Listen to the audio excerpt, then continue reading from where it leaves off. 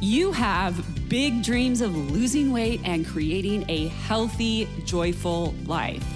But you find yourself craving sugar, caught up in what the scale says, and diet hopping. Dieting is the old way of losing weight. And the good news is I'm going to give you a new way of eating so you can ditch diets for good and build a healthy relationship with real food. My name is Megan Olson, certified nutrition practitioner, creator of Skinny Fitalicious, and your host of the Dish on Diets show.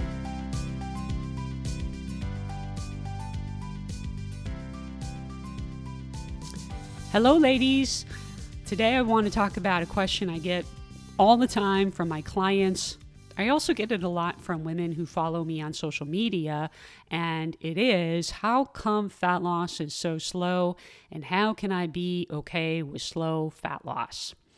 So I really had to stop and think about this question. I have to admit, it kind of drives me crazy because when progress is happening, like, why are we upset that it isn't more, that it's not fast enough? And remember, progress happens outside the scale and measurements. I think we forget this all the time. You know, progress can be you're feeling better, you're having more energy, you have improved control around food, your relationship with food is improving, you're getting stronger in the gym, you're feeling better about yourself, you're showing up for yourself, you're able to walk farther, your digestion's better, maybe you're sleeping better, maybe you're more consistent with eating balanced meals and how you fuel your body. Like, progress happens in so many ways, and yet we are so hung up on the scale and how our clothes fit, and if we are making progress, how it's not enough. I mean, quick side note, I had a lovely client come to a coaching call recently, and she was telling me how she quit tracking her food for a few weeks because she felt like nothing was working. This happens for some of my clients from time to time.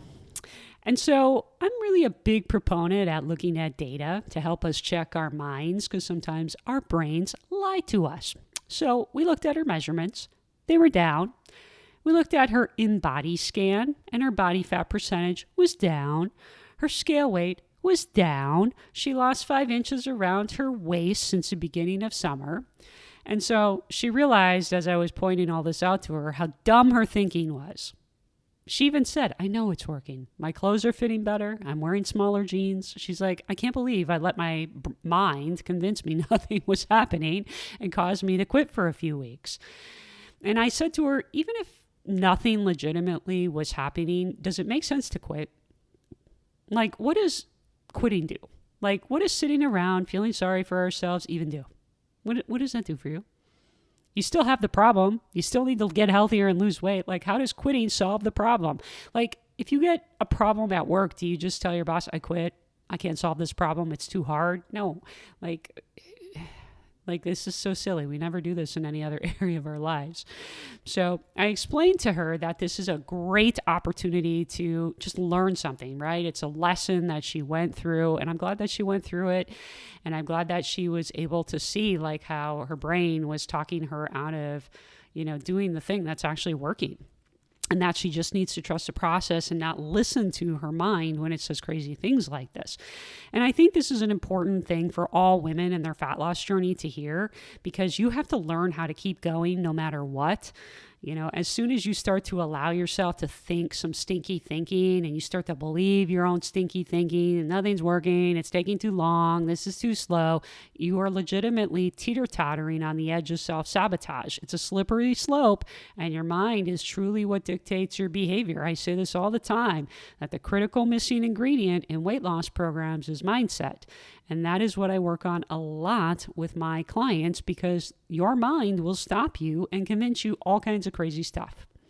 So in this journey, allowing yourself to think this is too slow, or that you need this to go faster, you need this to be at the finish line already, whatever it is you're thinking, it really is just an entry point into self-sabotage land and a way to justify quitting. You have to watch out for this, and you have to stop quitting on yourself. Progress is progress. Stop putting yourself down when you are legitimately making progress. And even if you're not making progress, you have to figure out what little small change or what thing might be off. This is the benefit of having a coach who's got outside eyes looking in, because sometimes we have blinders or sometimes we're biased with ourselves and we just don't see it. I mean, I do this stuff all the time. So when somebody comes and talks to me, I can pretty clearly identify where the problems are just in 30 minutes. A lot of times people can't do that on their own. This is why we have outside people to help. So stop putting yourself down when you're making progress. And if you're legitimately stuck, that's time to get help, get another set of eyes. And remember, change takes time. New habits take time. And you didn't get out of shape in just a few days or a few weeks. It took some time for you to get to where you are. And there's no judgment with that. So how come fat loss is so slow, and how can I be okay with slow fat loss? So as someone who lost 80 pounds herself in 2009, I'm talking about me in case you didn't know, I was, actually thinking about this question and asking myself and trying to think back to 2009.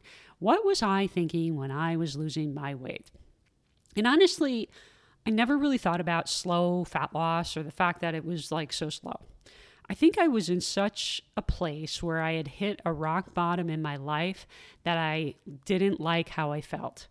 And when I began losing weight, I didn't focus on, oh, this is going to take forever. This is going to be so slow. This is going to take 18 months, blah, blah, blah. I was in such a bad place mentally and emotionally, and I didn't like how I felt that I just knew anything I did was going to be better than that. Anything. So when I started my journey, I simply started with walking. I've talked about that a few times on this podcast. I have an episode dedicated to my journey if you want to go listen to it. And walking every day, I just started with 10 minutes in the beginning. The walking made me feel so much better. I could feel myself getting stronger with every step, and every time I would go out on the walk, I could feel that I had more energy. I could feel I was sleeping better. And I just had a better attitude and outlook on life as a result of doing that one positive thing for myself. So after a really long time of just walking every day, I knew I wanted to work on my food if I wanted to lose some weight and get stronger and feel better about myself. I told myself, I'm going to figure this out no matter what it takes. And when I said, I'm going to figure this out no matter what it takes, I meant I'm going to figure this out and I'm going to get my life together and find what makes me happy. I couldn't keep being overweight and ashamed of my body and letting it hold me back from doing the things I wanted to do and putting myself out into the world more. I also knew I was done doing any type of diet with a name. This is always a red flag. If your diet has a name, it's probably not going to be sustainable. So for me, I was doing a lot of things like caffeine pills and trying to starve myself and trying to cut out every single food, that I enjoyed eating, that I thought was bad for me, that I thought was less nutritious. I always tried to do that. Boot camp workouts, those were always too hard for me to do because I was too overweight and out of shape. Shakes and meal replacements. I was just done with all of that gimmicky kind of stuff. And I knew there had to be an easier way to eat foods that I liked. And there was. So every day I was like, I'm going to figure this out. And I just stuck with that mindset. And it helped me. I knew walking made me feel so good. So I kept focusing on all those tiny ways how I was feeling better. Like the walking was making me feeling better, and the sleep was making me feel better. My energy was better. My attitude was better. I just kept focusing all these little tiny ways that I was feeling better. So I thought to myself, if so many women are freaking out about how slow it is to lose body fat, then we need to think about why we have to become okay with slow weight loss. I believe the first problem women run into is they do not know what slow weight loss is and that it is normal. Women have usually done a lot of diets where they have lost weight really fast. You have to think about how you have been taught and conditioned with all those diet attempts that you've done. Usually you've done some kind of diet with a name where you are eating very little food or completely changing the types of food you eat, or maybe even replacing your meals with shakes and meal replacements. And even programs like Weight Watchers, right? They're putting you on the lowest amount of points, which equate to calories, the lowest amount of points possible. So you're starving and basically, hanging on by a thread. Those type of diets with a name, yes, they're going to get you results. You will lose weight. And it actually drives me kind of crazy when women say, I was successful on XYZ diet name. You were not successful if the diet did not teach you how to eat so you could sustain weight loss. I mean, what are you going to do? Eat entirely different foods the rest of your life until you're 85 years old to keep weight off? What are you going to do? Just eat meal replacements and shakes? We have to reconcile that these diets with names were not successful. Yes, you lost weight, but you couldn't keep it off until you're 85 years old. It wasn't sustainable.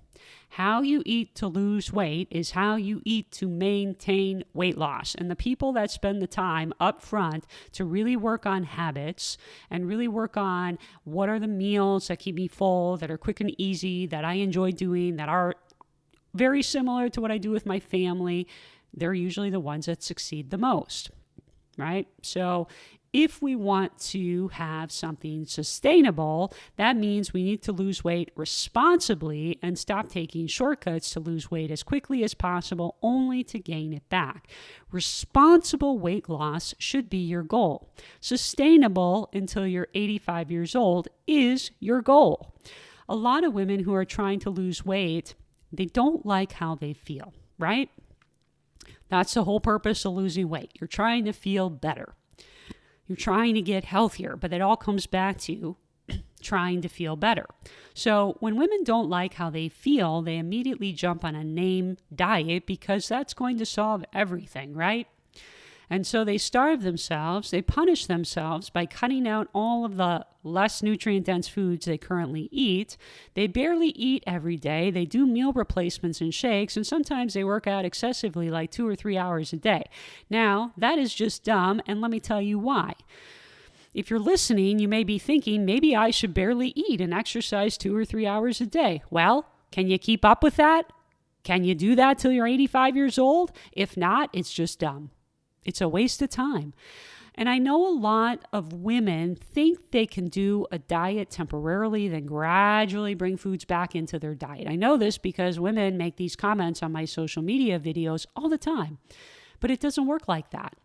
How you were eating before is what led you to being overweight. You're not going to magically know how to eat those foods that you cut out while following some named diet. That is a really big misconception I think women have. You actually have to learn up front how to eat those foods even while you're losing weight. Like, what are you going to do? Stop making all the meals you've been making for your family for the last 30 years? Sorry, family, we don't get to eat those anymore.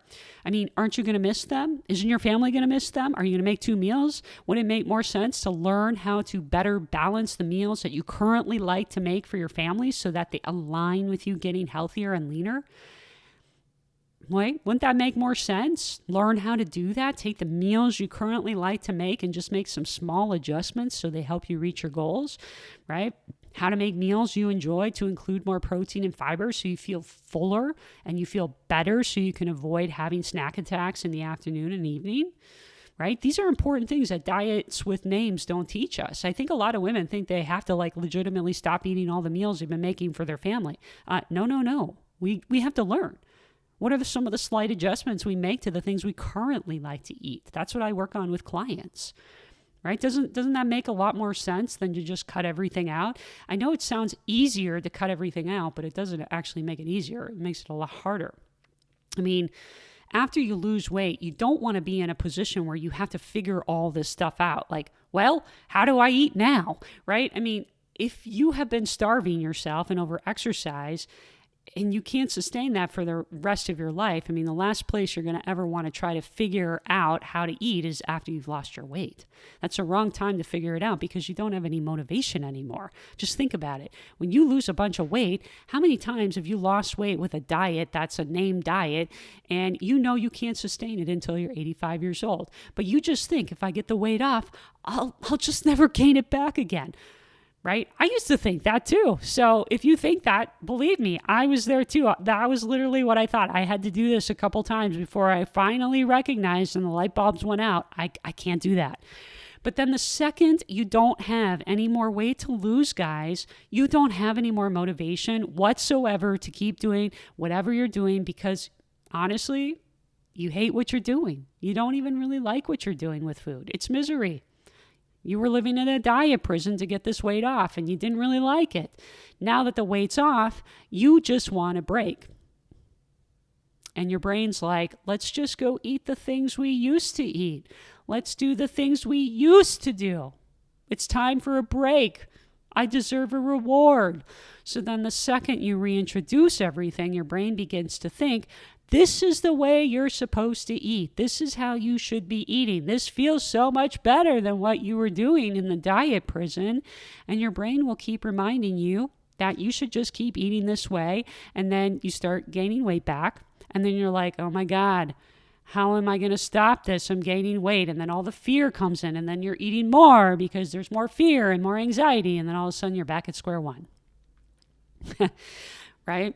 So if the only answer to your weight loss is to go back to torture and extreme things, it gets harder and harder and harder and harder for you to make yourself do it again. That's why many women get caught in the cycle of dieting and restricting and then overindulging and binging and regaining weight. So the reason I'm telling you this is because you have so many diet attempts like this that you have done over the course of your life where you've had these big losses on the scale rapidly, right? You've lost weight quickly, and then your brain starts to think, well, this is how fat loss is supposed to go. This is normal weight loss. It's supposed to be fast. So the very first thing you must understand is this is not normal. Losing weight like that is not normal, right? You need to learn what responsible weight loss actually looks like. Responsible weight loss is going to be slower. And that is probably going to look something like 1/2 pound to a pound a week. If you have more than 50 pounds to lose, I would say 1.5 pounds to 2 pounds would be appropriate. And, several of my clients have like 30 pounds or less, and they want a 2 pound a week weight loss. But do you know what a 2 pound a week weight loss means? That means you need to be in 1,000 calorie deficit a day or 7,000 calories consumed less per week. So if you eat a 2,000 calorie day diet at maintenance, that's where you're currently maintaining is with 2,000 calories. Now you'd have to eat 1,000 calories every day to see a 2 pound loss per week. And if you're already leaner, that's just not responsible weight loss. It's just not responsible. Not at all. It's way too fast. And it means you're basically going to have to starve yourself to get there. That is not responsible weight loss. So 1/2 pound to 1 pound a week is going to be, something like 250 calories to 500 calories less per day. That is responsible weight loss. Quit defining that as slow. That is not slow. That is responsible. When you tell yourself, I'm losing weight, but it's too slow, you're going to feel like crap. That doesn't feel good, right? It doesn't make you feel amazing. So you've got to tell yourself instead, this is called responsible weight loss. This is sustainable weight loss. This is the kind of weight loss that's going to stay off until I'm 85 years old. So when somebody goes into a 2 pound weight loss per week, they're really going into what I call dangerous weight loss territory because the faster the pounds are coming off, the more you're probably losing muscle and bone density. The point of losing weight is to lose body fat, right? Isn't that the point? I don't know why we don't think about that. Everybody wants to see the dang scale go down, but what if you're losing muscle and bone density and not fat? That's not a good thing. And a major consequence of fast weight loss is you lose a ton of muscle mass and bone density. Do you want to be a frail grandma at 65 who falls down and breaks a hip and can never play with her grandkids? Well, If you don't, then you need muscle and bone density, and you need to retain that, which means you need to lose weight responsibly. Did you know that 50% of women over the age of 65 who fall and break a hip either die or end up in a nursing home? Yep, it's a pretty astounding statistic.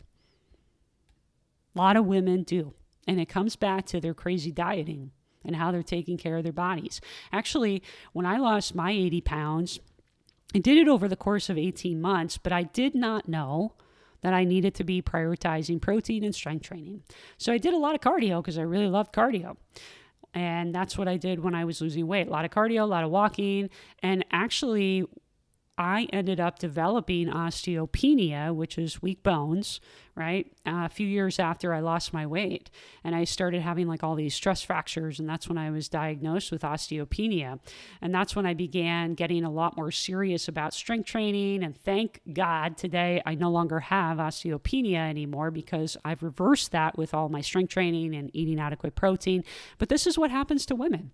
This is a huge negative consequence of losing weight too quickly. You're losing bone density, you're losing muscle. Those are the things you don't want to lose, right? When you're losing 2 pounds a week or more, you're inviting muscle mass loss and bone loss. You're inviting osteoporosis. You're inviting osteopenia. I know nobody wants to hear that stuff, but this is why women end up really frail later in life. So I know a lot of women do know this stuff actually, but they still struggle to accept it. They still struggle that the scale is not going down fast enough. And the bottom line is, it's taking you years and decades to likely get out of shape. And it's just going to take some time to get in shape and get to a body that you feel comfortable in. So you have to start normalizing responsible fat loss versus fast weight loss. There's a difference. Remember, the goal of fat loss is to lose body fat, not a bunch of muscle and bone mass. And when we're just looking at the scale, we're not taking measurements, we're not doing things responsibly. Right? The scale, if you're doing things dramatically to get the scale to go down, the scale is going to reflect everything you lose, not just body fat, right? So this is why we take measurements to make sure we're losing body fat.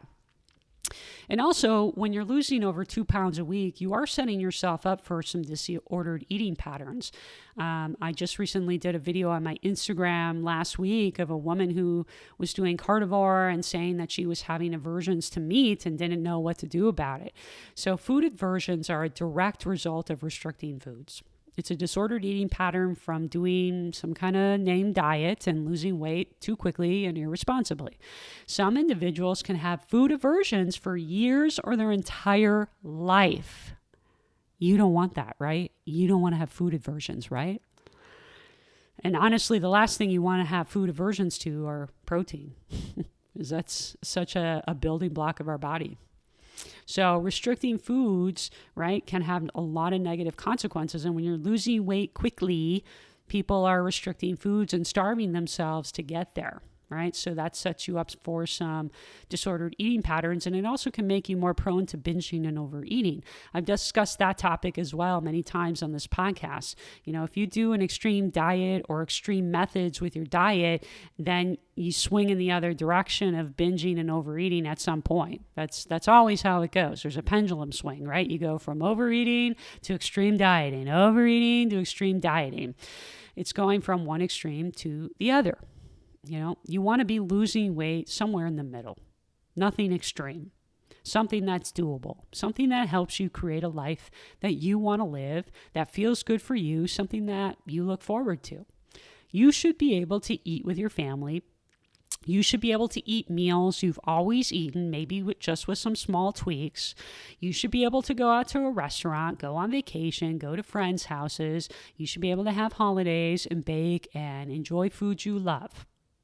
A big part of responsible weight loss is being able to enjoy what you're doing to lose weight. If your weight loss plan causes suffering and misery for you, you're doing it wrong. Weight loss should be enhancing your life and making your life better and easier. So I noticed this with a client recently who had a busy time frame in her life, and she struggled getting back on track after going out of town and after a busy work thing. And the reason she struggled was because she was making it harder than it needed to be. She was like, I know I needed to meal prep like all these recipes. I really enjoy these recipes, but I was just too busy. And I told her, well, you don't need to meal prep anything, honey. Like, your breakfast could literally be 2 yogurts and a piece of fruit. You got your protein and fiber, breakfast is done. Go to a convenience store or go to the grocery store on the way to work to get it, and you never have to step foot in the kitchen. You never have to prep anything. And she was like, oh, I never thought of that. I never thought I could make it that easy. Exactly, right? So she was making it hard because that is what we try to do when we're trying to lose weight. We try to make it as hard as possible, right? And the hard was creating suffering for her and making it harder for her to get back on track. You know, everyone thinks it's got to be complicated. It's got to be so hard. I got to meal prep 5,000 things. And in her case, she actually really likes to cook and she likes to meal prep. So for her, you know, it was frustrating because she wanted to have the time, but she didn't have the time. And the problem here was that she wasn't thinking about how to make it as easy as possible with things she liked. Like, nutrition can actually be really, really simple. But a lot of people don't stop and think, how could I make it simple? How can I make this as easy as possible? A lot of people approach it with this mindset of it's got to be so hard and it's got to induce suffering. You know, if we're not suffering, we can't be reaching this goal. You know what I mean? Like, I think that's how we approach it. And that's the mindset piece that has to be adjusted, right? So we had to adjust her mindset around this. And I said to her, take shortcuts, shamelessly take shortcuts. There are so many easy things that are pre-prepped and on the market that you can literally just grab and go. Like, we don't need to make everything like Martha Stewart in the kitchen to make this stuff happen, you know? And the thing is your plan should actually help make your life easier. It should improve your relationship with food.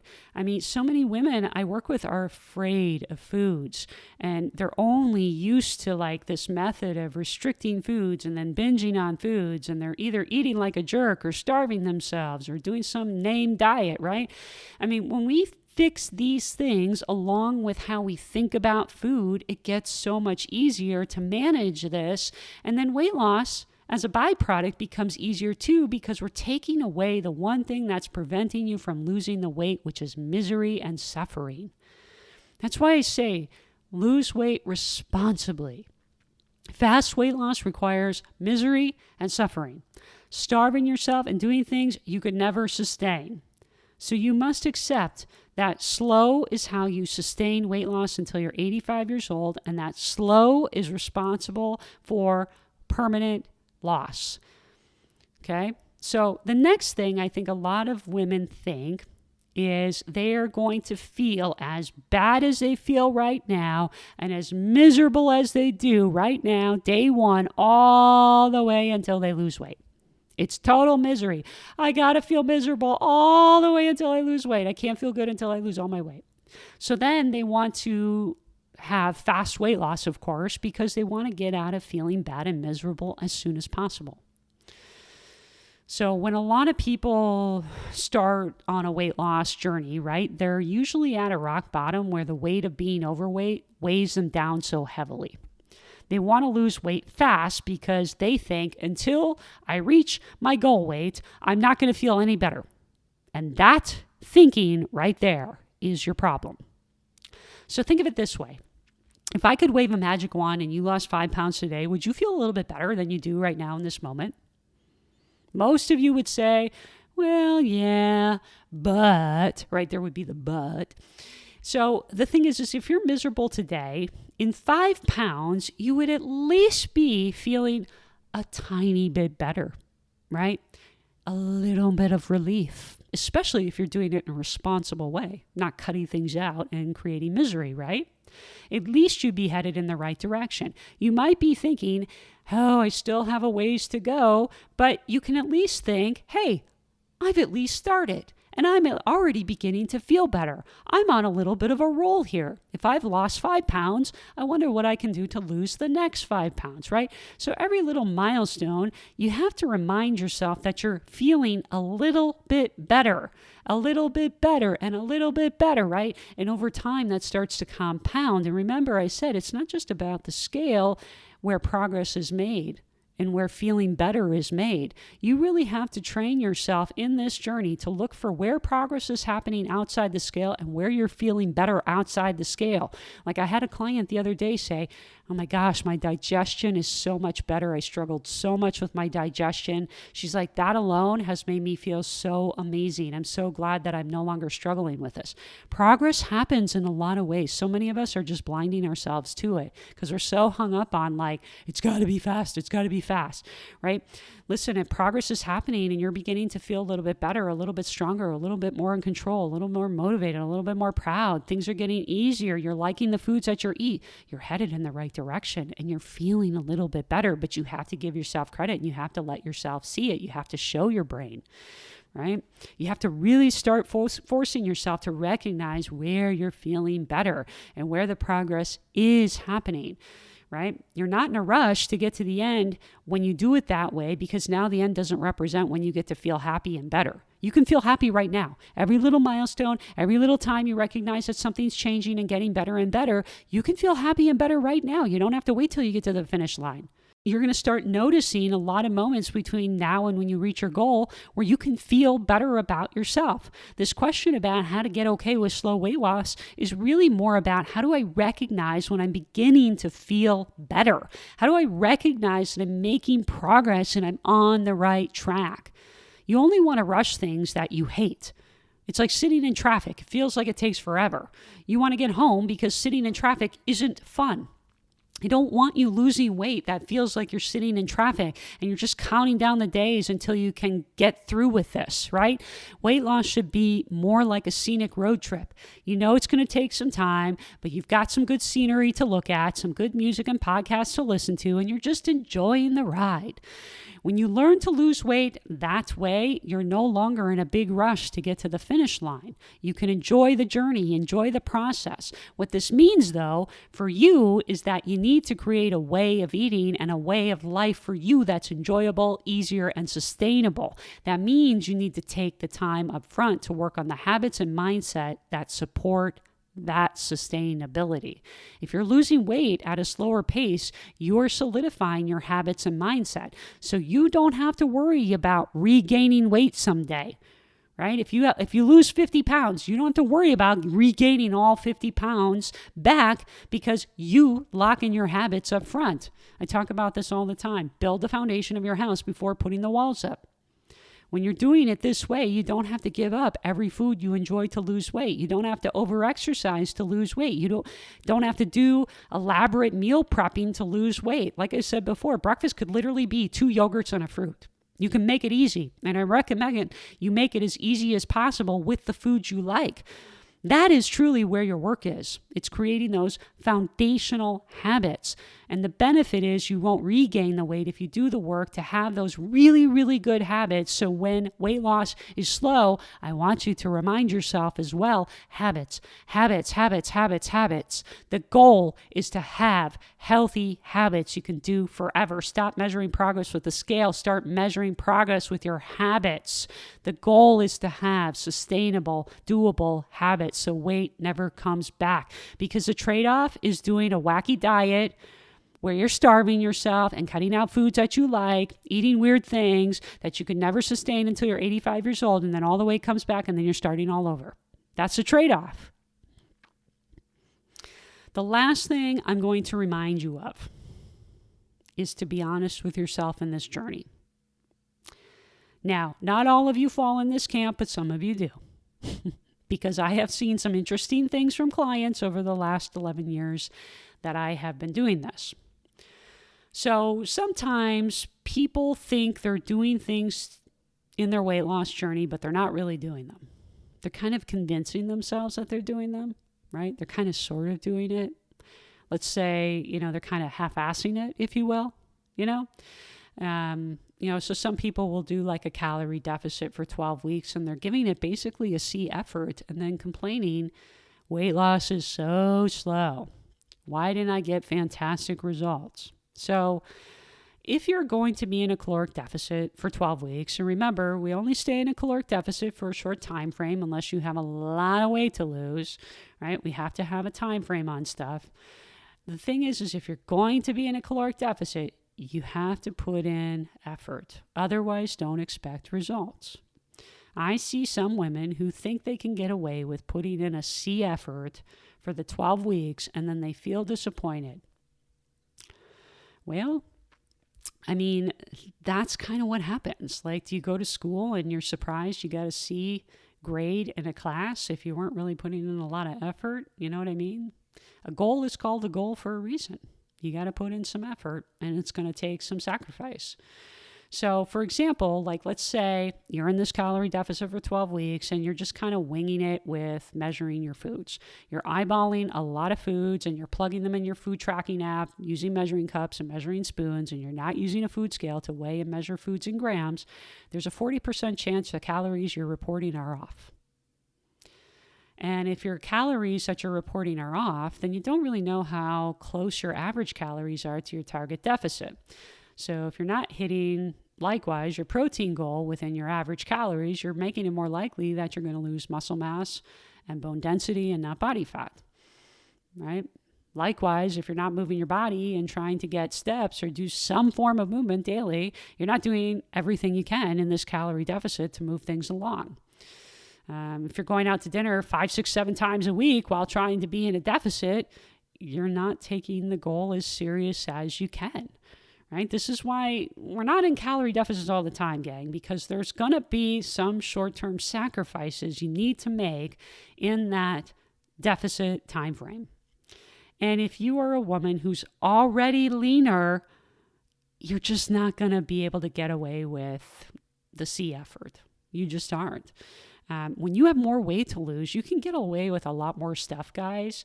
But when you're already leaner, like within 30 pounds of your weight loss goal, you're just not going to be able to get away with winging a calorie deficit. And this is why we plan a deficit and we keep it a short time frame. We don't stay in them forever or until we get to the body of our dreams. But we do need to make some short-term sacrifices while in that planned deficit. And if you're only kind of giving it a C effort, you're not doing all you can do, not doing all the things, then we really can't complain about how slow weight loss is. And I have seen clients, and it's totally fascinating, like the psychology of what people do, but I've seen some clients throughout the years who will be like, I'm doing everything right. And I'm like, well, you're not walking. We got hardly any steps here. You're hardly getting your protein. You're not sleeping. Your average calories are way above your target. And there's many meals that are missed. You're eating out a lot, so we're estimating a lot based on that. Like a lot of people will be like, I'm doing everything. And I'm like, no, you're not. Like, this is part of why I think, like, if you've been struggling, you got to get some help, because otherwise you're just going to struggle forever. And you're going to keep banging your head against the wall. And you're also going to become more susceptible to some of these, like, weird diets you can't do sustainably until you're 85 years old.